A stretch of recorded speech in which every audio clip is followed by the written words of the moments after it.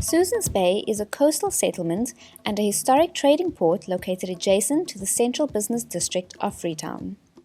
The economic activities centered around two wharfs and a market area attract many newcomers, and since 1960, the population has grown rapidly. This has increased the density of housing and forced the expansion of the settlement out to sea via banking. Despite its importance as an economic hub, services have not grown to meet the increase in population and activity, contributing to the proliferation of a number of risks, including fires and flooding. The topography and location of Susan's Bay have implications for the manifestation of risks in the settlement. Multiple sets of steps link Susan's Bay from the thriving market to the residential areas below. Its location downstream results in the arrival of waste from other parts of the city, mainly through Nichols Creek, increasing the likelihood of flooding during the rainy season. Moreover, operating large-scale services such as waste collection and emergency response are difficult as there is no road access into the settlement. Susan's Bay has strong community structures in place, but they do not operate equally in all areas of the settlement. This has created barriers to cooperation and has led to unequal access to resources, which could result in some residents being excluded from the development process. Plans to upgrade have the potential to impact residents differently depending on the location, socio-economic position, and tenancy status. Currently, there are a number of plans underway for the development of Susan's Bay.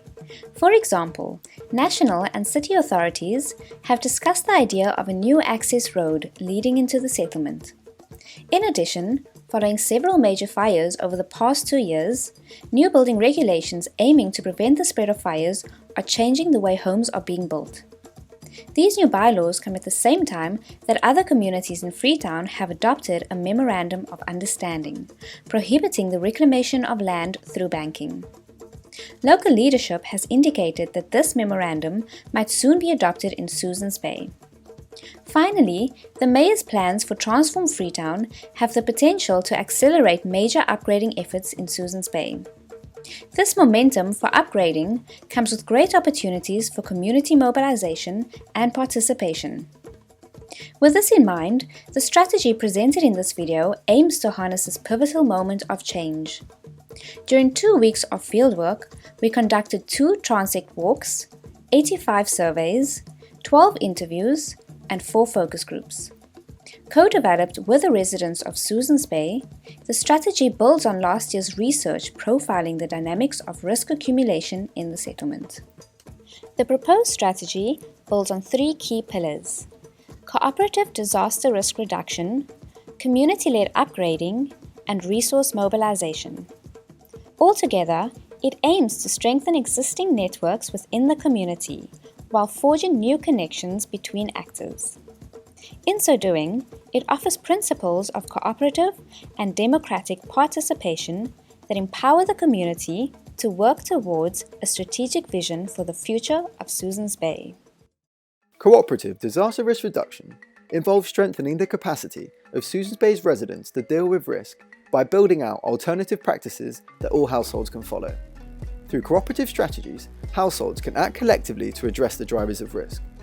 Currently, most households are aware of the bylaws to mitigate risk, largely because they are widely enforced.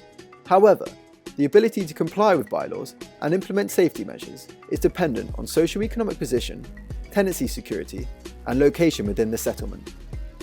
In a settlement-wide survey, 84% of respondents said that they are aware of the current bylaws, such as the ban on dumping waste in creeks or the newly introduced 2-storey building ban to improve fire safety. This is thanks to the work of both the CBOs and the FCC, who have implemented awareness-raising and sensitisation initiatives to mitigate risk. The socio-economic position of tenants can either increase or decrease capacity to implement measures at the household level to prevent future disasters. For example, one household interview showed a tenant and a landlord had pooled their resources to upgrade their house against coastal flooding. However, most tenants do not have ready available capital to invest in household upgrading, and therefore are unable to afford preventative measures, leaving them more vulnerable to risk. Residents' location within the settlement can also affect household level risk reduction. While numerous community-based organisations play a key role in sensitisation, as well as emergency relief, many of these CBOs are not equally active in all parts of the settlement. For instance, the CDMC primarily operates in POLOKO WHARF, which means that residents living elsewhere receive less support from this organisation in responding to risk.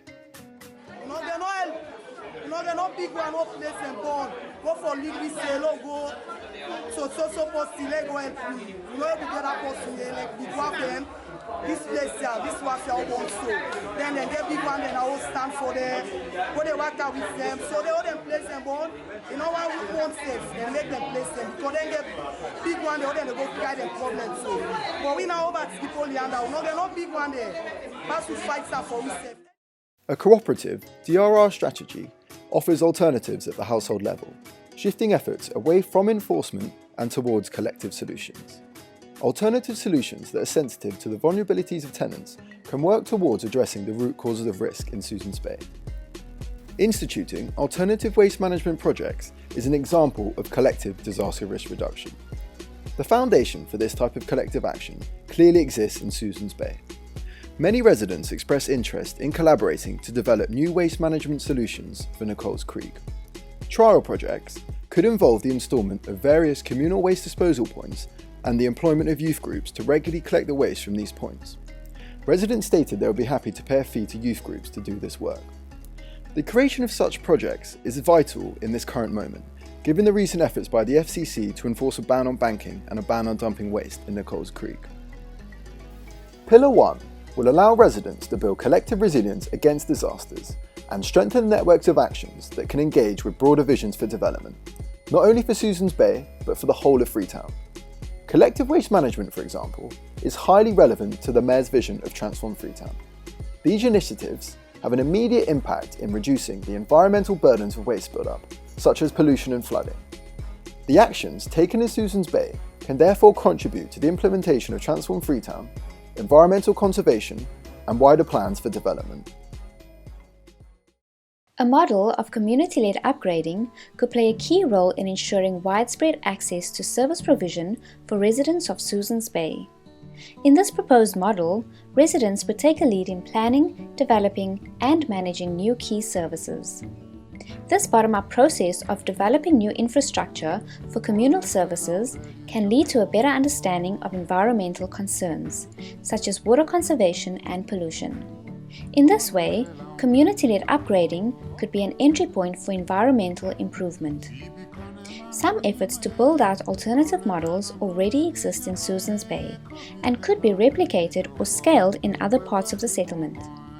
In Colby Wharf, for example, residents have installed and managed a free community toilet. Potential for alternative models of service provision clearly exists, and discussions with residents confirmed a commitment to principles of democratic planning and inclusivity in exploring these options. Prioritizing these principles will help address 3 issues of service provision: access and location, affordability, and management. Currently, service provision is carried out by a number of community groups who have installed essential services such as toilets, water points, and showers. However, these are established in limited areas of the settlement. Our research showed that women face a particular set of location-based challenges, including traveling long distances for water and feeling physically unsafe at service sites. In a community-led model, residents, including women, would have a greater say in determining where new service points are developed. Focus group discussions around service provision revealed that payment was one of the biggest barriers to access for many tenants with limited financial resources. For example, toilets in the POLOKO WHARF area cost 1,000 leones per use. Our household interviews showed that some tenants were paying weekly or monthly subscriptions for community toilets in order to receive a discount. However, some tenants preferred a pay-per-use system due to irregular income and were less likely than landlords to be able to gather lump sums for payment. More flexible payment options would greatly improve the affordability of services and could match the needs of different tenants. In conjunction with issues of access and affordability, numerous residents expressed concerns around the lack of accountability in the management of service points. This has contributed to feelings of distrust towards the organizations that manage them. A co-managed model for new service points would include a transparent process determining how profits from the services are used. Residents, normally excluded from decision-making and governance, particularly women, would be able to participate in determining how surplus funds are managed and reinvested in additional development initiatives. Embedding principles of democratic and inclusive planning into community-led upgrading efforts will help meet the diverse needs of residents in Susan's Bay. Moreover, if residents can provide an early foundation for community upgrading, organizations such as the FCC and external NGOs may be better positioned to help support and scale these efforts. The third pillar seeks to maximise the potential of social and financial capital within and beyond Susan's Bay through effective resource mobilisation. FedUp has an active presence in Susan's Bay, and many residents are members of smaller Susu savings groups. This demonstrates a clear capacity and willingness to save. Although most of the existing schemes are for individual savings, evidence of long-term membership and regular contributions point to the potential for residents to engage in more complex financial activities, such as taking out and repaying loans. Currently, the reach and effectiveness of savings groups is fragmented. Surveys revealed that awareness and membership of FedUp is concentrated in certain areas of the settlement. Although SUSUs exist throughout the settlement, the management of funds and collection methods vary, resulting in different levels of effectiveness and trust in the schemes.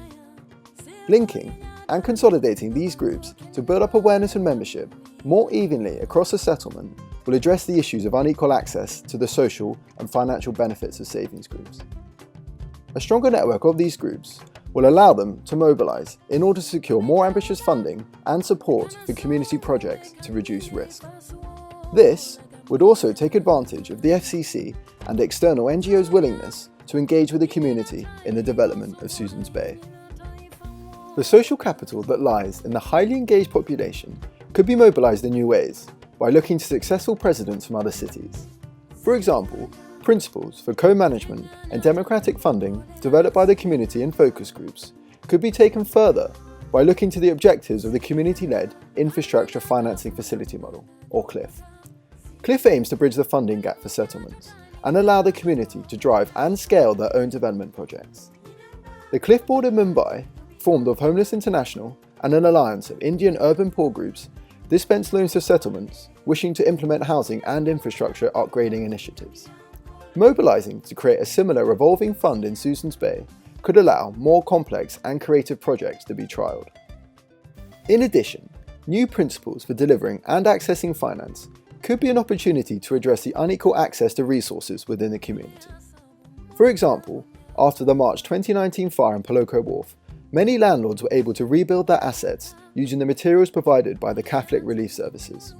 However, there was little room for tenants to share the benefits of this build-back, and many had to be forced to relocate or were homeless. Strengthening the democratic and inclusive principles of resource mobilisation will allow the community to disrupt the patterns of usual winners and losers. In the long term, these principles could even be used to leverage the resources and opportunities that come from Susan's Bay's strategic location as a hub for national and international trade flows. Finally, these practices provide an opportunity for collectors in Susan's Bay to become active participants in the narrative for the development of Freetown as a whole. For example, the community could access funding by engaging with emergent city-level schemes such as FedUp's Forwarded Bambai Trust Fund. Forwarded Bambai is a funding basket for development projects from monthly contribution of FedUp's members across Freetown. Susan's Bay's involvement in the Forwarded Bambai Trust Fund will also contribute to the fund's own growth and support development projects across the city. In the long term, this will help to strengthen networks for community-driven development at a city level. An effective citywide structure would also help to strengthen trust in funding schemes at the local level, creating a positive feedback loop for partnerships at multiple scales. Through our research and close collaboration with the community, it has become clear that Susan's Bay is a diverse settlement with great potential for transformative change to disrupt the roots of risk. These three pillars aim to capitalize on existing social capital in order to offer alternative practices for disaster risk reduction, build out community-led efforts in upgrading, and strengthen community networks for mobilizing resources. Each of these separate goals intersect, enhance, and support each other. These 3 pillars were co-developed at a pivotal moment for Susan's Bay, with new bylaws, renewed attention from the FCC and other external organizations, and key development plans all set in motion for the settlement, instituting principles for collective action and democratic participation will be crucial. Moreover, while the strategy was developed in the context of Susan's Bay, many of its proposals come with clear connections to the rest of the city.